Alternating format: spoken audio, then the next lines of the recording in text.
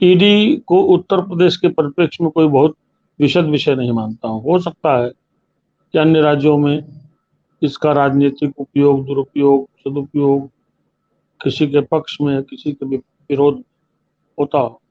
अगर ईडी का डर होता तो मायावती से पहले क्या अखिलेश यादव की ईडी डर नहीं, मुलायम सिंह यादव की ईडी डर नहीं है, राम गोपाल यादव की ईडी डर नहीं है, सपा के कम से कम 25 नेताओं को ईडी का डर नहीं है, जिन्होंने 5 साल में अपनी संपत्ति 500 गुना बढ़ा ली, उनको ईडी का डर नहीं है। ऐसे हर किसी को ईडी का डर है। इसलिए यहाँ इस विषय को नहीं मानता। हो सकता है कि उनके डर का फलक बड़ा हो मायावती जी का, लेकिन मैं बहुत स्पष्ट बताऊं जो मैं समझता हूं, जो मैंने अभी तक देखा है। 2024 में मैं अखिलेश यादव को उत्तर प्रदेश की जो चुनावी चौसर है उसका कोई मेजर प्लेयर नहीं मानता हूं, बावजूद इसके कि अखिलेश यादव ने 2022 में बड़ी लड़ाई लड़ी। बड़ी लड़ाई मतलब लड़ाई बड़ी थी, जितना लड़ना चाहिए था और नहीं लड़ पाए अपनी कमियों से। उनका चुनावी प्रबंधन, उनकी राजनीतिक दृष्टि, उनका एक बड़े राजनेता के तौर पर जो सेल्फ ग्रूमिंग की अपेक्षा थी, इन सब में अखिलेश यादव फेल है।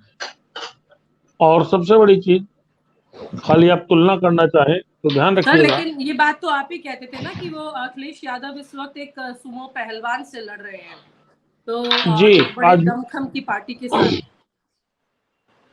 आज भी कहता हूं और आज भी मेरा कहना है, अखिलेश यादव ने 2022 में कायदे की लड़ाई लड़ी होती, सूझबूझ के साथ, एकदम कूल रह करके। जो राजनीति में प्रबंधन न्यूनतम आवश्यक होते हैं उनको परिपूर्ण करते हुए, सबको साथ लेकर के, एरोगेंस कम करके, सेल्फ डिसीजन ही सर्वोच्च है, इस धारणा से अलग हट करके, तो अखिलेश यादव 125 पर नहीं, अखिलेश यादव कम से कम 250 पे होते। मैं आज भी 40 से 45 सीटें गिना सकता हूं जहां थोड़े से प्रबंधन की आवश्यकता थी। आप पास हेड्स थे, आप पास चेहरे थे, आपने इस्तेमाल नहीं किया, उनको घर बैठने मजबूर कर दिया, जो भी आपकी सोच रही हो। या फिर आप ओवर कॉन्फिडेंट हो गए थे कि आप सब कुछ पार कर ले रहे हैं। मैं क्यों कहता हूँ, थोड़ा कठिन जुमला है, लेकिन वही बात है ना कि आप कुंजी से तैयारी करके एग्जाम टॉप नहीं कर सकते हैं, गारंटी नहीं होती कुंजी। कुंजी मतलब वो जो 25 पेज 50 पेज वाली आती है, इसमें कुछ सर्टेन क्वेश्चन होते हैं, ठीक है सर, आपको लेकिन पूरा अभी थोड़ा मायावती सिलेबस पर पढ़ना स्थिर होता रहना चाहिए, विषयांतर हो है। मैं जाएगा। उन्हीं पे आ रहा हूँ, मैं उन्हीं पे आ रहा हूँ। मायावती में बचा क्या है? मायावती ने एक तरीके से सरेंडर कर दिया है। मायावती ने सरेंडर कर दिया है। क्या आपको नहीं पता कि वेस्टर्न यूपी की कम से कम 30 ऐसी सीटें थी जहां मायावती ने अपरोक्ष रूप से भारतीय जनता पार्टी को मदद की?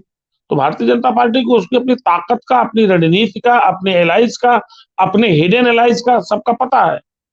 वो उस हिसाब से प्लान करती है, उस हिसाब से उसने प्लान किया था और उस हिसाब से उसकी प्लानिंग है। जैसे हॉकी का खेल हो, संतोष जी तो सारे खेलों को खूब समझते हैं और इन्होंने एक जमाने में चौथी दुनिया मुझसे स्पोर्ट्स की काफी आर्टिकल्स लिखवाए हैं। तो हॉकी का खेल होता है, हॉकी के खेल में जो प्लानिंग और एग्रेशन के साथ जो टीम खेलती है, वो पहले कोशिश करती है कि उसका जो अपोजिशन है उसके एक एक पोजीशन की बिल्डर्स को कवर करे, कवर करके फिर आगे बढ़े, आगे इतना बढ़े कि अगले अपोजिशन की डी उसके काबू में आ जाए। उसके बाद दनादन वो चाहे 80 में 76 गोल मारे, 75 मारे, 74 मारे, 73 मारे, तब मार सकती है। और भारतीय जनता पार्टी यही कर रही है। अखिलेश यादव के पास कौन से एलाइज बचे हैं या कौन से एलाइज उनसे जुड़ सकते हैं, ये सोचने वाली बात है। नए एलाइज पैदा नहीं हो जाएंगे। वेस्टर्न यूपी में अकेले जयंत चौधरी बचते हैं।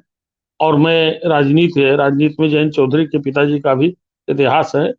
और हो सकता है भारतीय जनता पार्टी तो बड़े बड़े गेम खेल देती है, जयंत चौधरी फाइनली रहेंगे कि नहीं रहेंगे, ये भी सोचने वाली बात है। ईस्टर्न यूपी में आप पास कोई नहीं रह गया, कोई नहीं रह गया।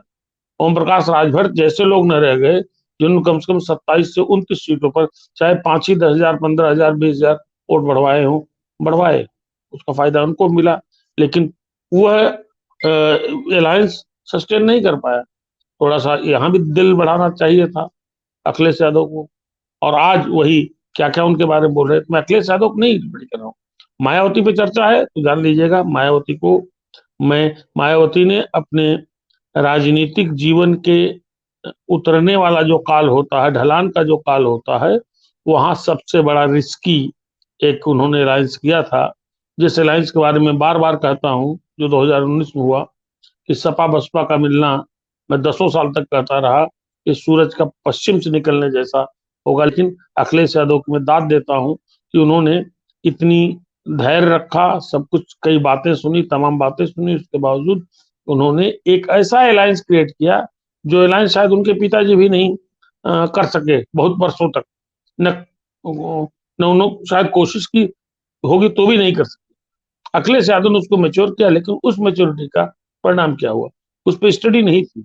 स्टडी इस बात की नहीं थी कि ये जो दलित और यादवों के संघर्ष होते हैं ईस्टर्न यूपी से लेके वेस्टर्न यूपी तक, ये जमीन से जुड़े होते हैं, गांव गांव जुड़े होते हैं, और वो इनको इतनी जल्दी एक राय नहीं कर सकते हैं। दोनों की मन और मत, न तो मन मिला पाए न मत मिला पाए, मत मिले कहाँ। और आप हमसे जुड़े रहने के लिए सब्सक्राइब करें YouTube पर, फॉलो करें ट्विटर पर और लाइक करें Facebook पर। और ज्यादा जानकारी के लिए आपको टाइप करना होगा सिर्फ न्यूज नशा।